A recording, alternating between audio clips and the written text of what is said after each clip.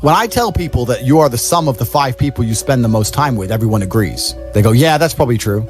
The 5 people you spend the most time with, that's what you're gonna end up like. They say, yeah, that's true. And then they continue to hang around with people who they don't want to be. Why? If you were to come hang around with me and my crew, you would be self-conscious, and that self-consciousness would motivate you, or they would certainly instill the discipline required for you to change. You don't feel self-conscious amongst your peers. That's why you don't change. If you were to get in a room and you're the only person who ain't a fucking monster, you'd want to become a monster. That's life. That's humanity. So I say this to people all the time. If you know you're the sum of the 5 people you hang around with, why are you hanging around with people you don't want to be?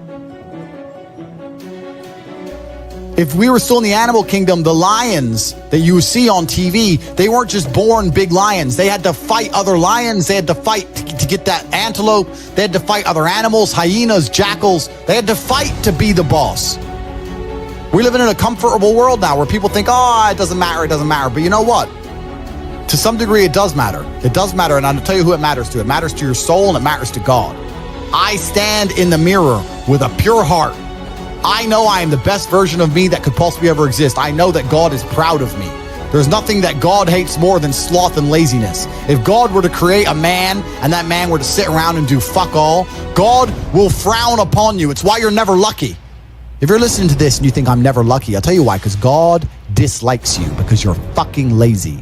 Start to work. Start to show God the beauty of his own creations. You'd be amazed how lucky you'll become. Wow. God is unhappy with these people. And inside their hearts, they're unhappy. We talk about depression, anxiety, all those things you mentioned earlier on this podcast. That comes from self-loathing. You loathe your own weakness. You loathe your own laziness. This is what all of these things are. I don't feel depression. How can I feel depression when I'm the most powerful version of me that I could ever fucking be? I mean the best for people. I want everyone to be successful. I want the world to be a better place. And I think the world's a better place based on the back of strong men who stand up for what they believe in. I think that's how the world's always been a better place. The Matrix programming says the opposite, but what did I say earlier about who is telling us, who is giving us these ideas, and do they care about us? They're telling us that to be a better place, all the men need to be weaklings and compassionate without any morals or without any hard lines or beliefs, and they must talk in a very, very soft way, and we need to be very, very compassionate and very, very tolerant and all these things. But if you look at history, the only times things were peaceful and nice is when strong men stood up with their swords and said, no, this is mine and this works this way and no one's going to come fuck with it. I think that masculinity and strength is what makes things beautiful, is what preserves things, and is what we need more of. This is what's missing from the world.